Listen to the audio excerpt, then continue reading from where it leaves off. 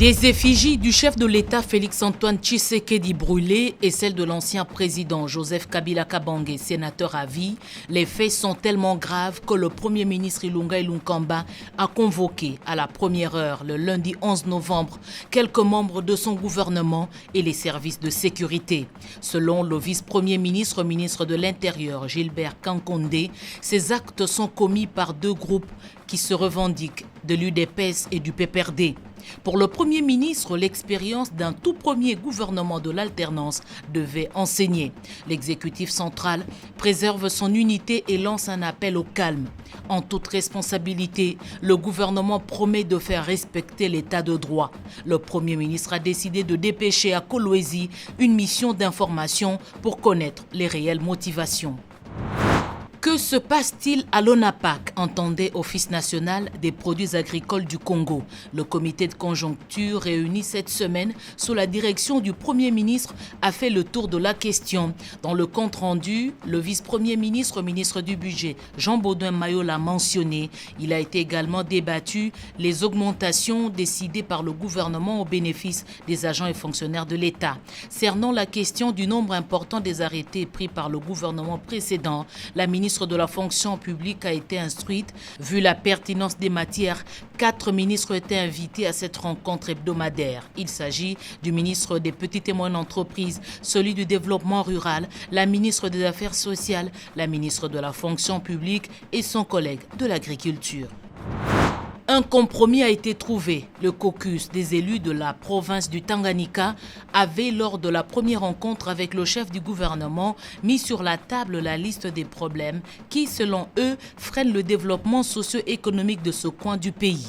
Après échange, il a été convenu que ces préoccupations seront solutionnées dans le cadre du budget de l'État 2020.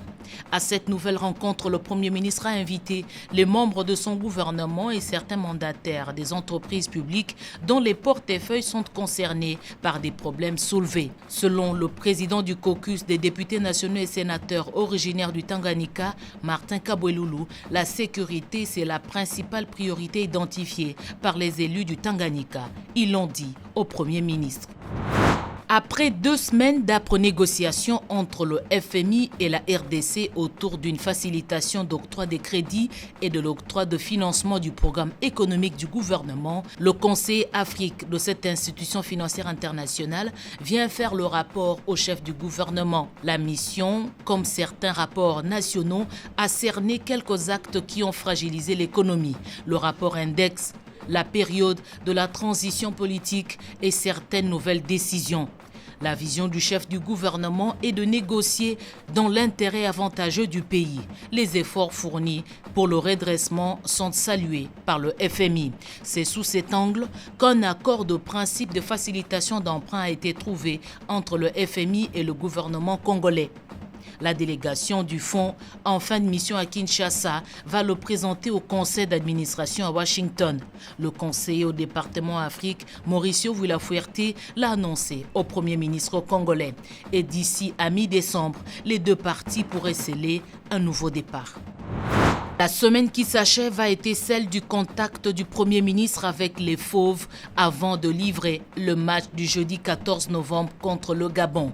Match comptant pour les éliminatoires CAN Cameroun 2021. Le sélectionneur national Sengi Biembe Christian, entouré de tout le staff technique, supervise la séance d'entraînement vespérale, ont apprécié le soutien du numéro 1 du gouvernement. À l'image d'un père, le professeur Ilunga conscientise la troupe. Le sport est un facteur de rassemblement d'un peuple. Le chef du gouvernement était accompagné du ministre des Sports, de la ministre près le Premier ministre et du vice-ministre des Finances.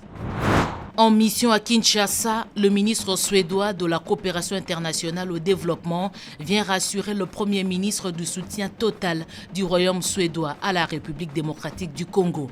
Le pays scandinave va apporter son soutien à la promotion des valeurs démocratiques et le respect des droits de l'homme en RDC, a indiqué Peter Eriksson. La Suède exprime le désir d'accompagner le gouvernement Ilunkamba dans la recherche de ressources nécessaires pour la réalisation des différents projets. Cela va se manifester par le renforcement de la collecte des impôts et du secteur de la justice. La poursuite des grèves des enseignants du primaire et du secondaire y a risque de perturbation du calendrier scolaire. Réunis en Conseil des ministres sous la direction du Premier ministre le vendredi 15 novembre, le gouvernement de la République estime que certaines prises de position de hauts responsables confessionnels entendues ces derniers jours ne sont pas de nature à calmer la situation. Concernant les missions officielles, elles peuvent être effectuées dans le cadre de ce qui a été prévu dans le budget, sauf instruction du président de la République. Tel en a décidé le Premier ministre. Les missions officielles doivent avoir pour but la recherche des financements ou la mobilisation de recettes de l'État. Les membres du gouvernement doivent privilégier les missions à l'intérieur du pays par rapport aux missions à l'étranger. Au sujet des instructions du chef de l'État Félix-Antoine Tshisekedi Tshilombo sur la cohésion, le chef du gouvernement a rappelé à ses ministres que lorsqu'on entre au gouvernement, on n'a pas de couleur politique parce qu'on se met au service de la nation. Le gouvernement doit être dans l'environnement actuel l'amortisseur des tensions et non le relais de celles-ci.